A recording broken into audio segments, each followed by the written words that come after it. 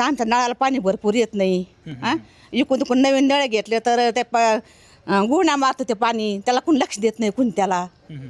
परत जुनी लाईन बंद केली नवी देत, आमचं पाणी भरपूर होत नाही भरायचं. मग काय करायचं आम्ही आता नवीन जी पाईपलाईन टाकली तिचा काही अर्थ नाही आहे. लोकांना खर्च केला आहे, लोकांसाठी भुर्दंड आहे. आता मग पाईपलाईन इथंही आहे आत्ता सध्या. जुनी जी पाईपलाईन होती तीच बरी होती असं पूर्ण लोकांचं म्हणणं आहे. कारण ती पाईपलाईन 3 का 4 इंच आहे आणि पहिले एक जे कनेक्शन होते 3 इंचीच होते. आता ही कनेक्शन देताना त्यांनी सांगितलं की बाबा तुम्हाला डायरेक्ट वरच्या दुसऱ्या तिसऱ्या मजल्यावर पाणी येईल बिगर मोटर लावता. पण आज मोटर लावून सुद्धा ते पाणी येत नाही. मग ती केलेली सगळी फेल झाली म्हणायची. ती फेलच, पण ती कशासाठी केली काय ते सांगता येणार नाही. प्रत्येकाचं म्हणणं आहे की बाबा पाणी ते येत नाही आम्हाला बरोबर, पुरेशा प्रमाणात पाणी नाही. मोटर लावल्याशी पाणीच येणार नाही. सध्या आम्हाला पाणी येत नाही. पाणी आलं तरी कमी दाबाने पाणी येतं. 4थ्या 5व्या 6व्या दिवशी पाणी येतं. अजून काय समस्या वाटतात इथं? अजून काय रस्ते पाहिजेत इथं, आमच्या आजूबाजूला रस्ते नाही येत. आमच्या गल्लीला कायम पाणी असतं, कायम पाणी वाहत राहतं. त्याचं पण काहीतरी केलंच पाहिजे. आणि पाणी आम्हाला दिवसात तरी यायला पाहिजे.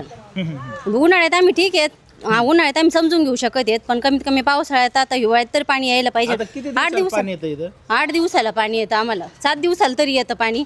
आणि मग आता कमीत कमी 2 दिवसाला यायला पाहिजे किंवा पाण्याची वेळ तरी वाढवायला पाहिजे. गल्लीला पण येत ना सारखं पाणी असतं. इथं मारुतीचं मंदिर आहे, इथून तिथून पाणी वाहतं. इथून जाता येत नाहीत आम्हाला रस्त्याने. सगळे रस्ते खराब झालेले इथले. आणि पाणीच फक्त आम्हाला वेळेच्या वेळ आलं पाहिजे. अहो समजा पाणी जर वेळेवर नाही तर बाकीच्या काय सुविधा करू शकता असं आहे ना. किती दिवस आले तर पाणी? पाणी 7-8 दिवस, कधी 6 दिवस. अजून काय समस्या तुमच्या भागात, तुमच्या प्रभागात इथं? काय नाही, सगळं दुर्लक्षच आहे पूर्ण लोकांचं. त्यांना त्यांचं स्वार्थ पाहायचं फक्त, बाकी काय नाही. मग आता तुम्ही ज्याला मतदान करणार निवडून येते कामं करेन असं वाटतं काय मग तुम्हाला? अहो ती सगळं खरंय, पण आता कोणाला तरी मतदान करायचंच ना. कोणाला तरी मतदान करायचंच. माणूस कुठला तरी मतदान करतो कुठल्या व्यक्तीला. चालतंय. का आम्हाला पाणी सुद्धा नाही वेळेवर. आणि स्वस्तता असली ना नेहमी अशा आमच्या गल्लीत कोणी येतं पण नाही. पुढारी जो आमच्या वार्डात आहे ना ते येऊ शकतच नाही इकडं. आम्ही काही तक्रार केली तरी कोणी येत नाही. पातळीमध्ये अशा समस्या येतात. आमच्या घराने पुरा आलं तर पाणी आलं. आम्ही गोरे साहेबाला सांगितलं की हे ठेक्यातून डबल नळी टाका. ह्याने इथं नाही टाकताना तिकडं पलीकडे टाकली. आमच्या अख्ख्या घराने पाणी, भाकरीचे टोपलेवर तणगले. आमच्या बाजरीचे पिठं धान्य सगळं भिजलं त्याच्यात. तरी गोरे साहेब आमच्याकडे आले नाही. आम्ही तर गोरे साहेबाला 15 वर्ष निवडून दिलं. गोरे साहेबांनी 15 वर्षात आमचं सप्पर नाही. त्यांनी आमची माती सुद्धा इकडे तिकडे हलवली नाही त्यांनी 15 वर्षात.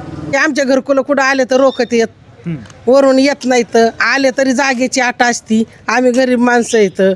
पलीकडून काही हे झालं तरी बी इकडं त्यांनी पाण्याची सोय केली पाहिजे, पाणी काढून दिले पाहिजे कुठंतरी. अख्ख्या पातळीचं पाणी इथंच येतं. अख्खा कसबा नाही त्यांडपासून पाणी इथंच येतं. मग आमचे लेकरं बाळा आम्ही सभा मंडपात टाकले तेव्हा गोरे साहेबाची बायकून गोरे साहेब हसत चालायचे आमच्याकडे बघून. लेकरं बाळा गटुडे आम्ही पावसात छातीत त्या पाण्यात ओढीत होतो तरी ते हसत चालायचे आमच्याकडे. रोड चांगला करा, पाणी येळेवर सोडा. तुमच्या प्रभागातल्या अडचणी कोणी सोडवलं नाही का? आता कोण सोडत तर कोण हे करतंय. देत नाही त्या टायमाला फक्त येते तर कोणी येत नाही.